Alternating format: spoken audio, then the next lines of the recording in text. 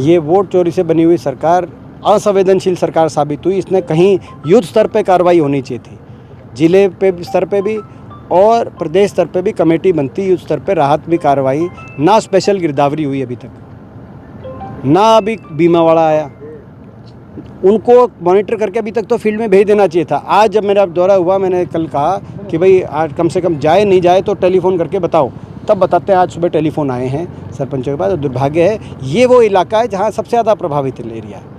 इसको मैं विशेष तौर से इस एरिया के बारे में कहना चाहूँगा। ये जो हमारे कई गांव हैं, ये सबसे ज़्यादा प्रभावित हुए हैं, इनकी तरफ विशेष ध्यान दिया था। एमपी साहब, एक आपने बयान दिया था कि मुख्यमंत्री हैं वो गुप्त दौरे करते हैं, लेकिन मुख्यमंत्री ने कहा कि दीपेंद्र हुड्डा देख लें कि किस तरीके के दौरे कर रहे हैं वो। गुप्त दौरे क्योंकि अब वो गए 3-4 हलकों में बाढ़ का, वो जैसे हासी में गए, उन्होंने बताया नहीं कौन से गांव में जाएंगे, प्रशासन को भी नहीं बताया। आखिरी दिन जब जाना था उसके 1 घंटे पहले प्रशासन को ने कहा कि भाई इस गांव में आप वहीं ले गए।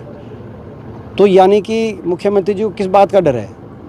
वो गुप्त दौरे ना करें, अपना प्रोग्राम पहले से निर्धारित, पूर्व निर्धारित कार्यक्रम करें और देखने जाए जैसे हम जाते हैं।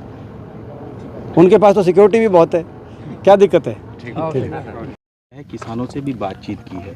प्रधानमंत्री ने पंजाब के लिए और हिमाचल के लिए तो राहत पैकेज की घोषणा की, लेकिन हरियाणा के किसान उनको दिखे नहीं। हरियाणा के ना तो प्रधानमंत्री जी ने कोई राहत पैकेज दिया, कोई मुआवजा किसान को बढ़ाकर, या जहां घरों में नुकसान हुआ है गरीब आदमी को, और ना ही हरियाणा की सरकार ने मांगा। हरियाणा की सरकार दिल्ली में जाके गूंगी हो जाती है, क्योंकि ये किसी तरीके से मैं समझता हूँ कि भाई एक जो है जिस तरह की सरकार है वो हम जानते हैं, कठपुतली सरकार मानो आप इसको, क्योंकि दिल्ली में जाके कुछ अपने यहाँ के हरियाणा के हकों की बात ही नहीं उठाते। ये आज उदाहरण है उस बात का कि कोई पैकेज की ना मांग की गई, ना घोषित की गई। हरियाणा को पैकेज दिया जाए, जल भराव और बाढ़ राहत का लोगों को जितना ज़्यादा मुआवजा दिया जाए। ये 7,000 से 15,000 में आप खुद बताओ क्या होगा। और ये तो फसल तब ख़राब हुई है जब ज़मींदार का सारा पैसा लग चुका था फसल तैयार करने में, तो फसल का नुकसान अलग और वो जो पैसा जो लगा खाद बीज पे वो अलग।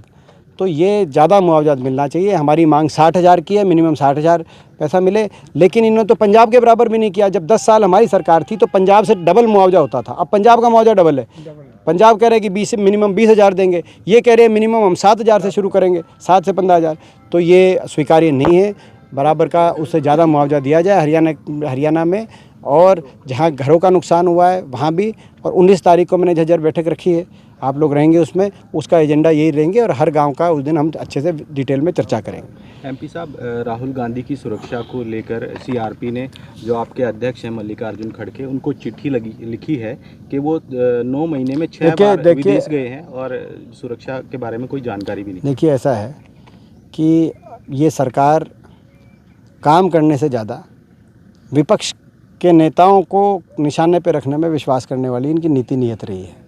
ये सरकार को समाप्त करने वाली लाइन, तो इस बात पे कोई चर्चा का विषय नहीं।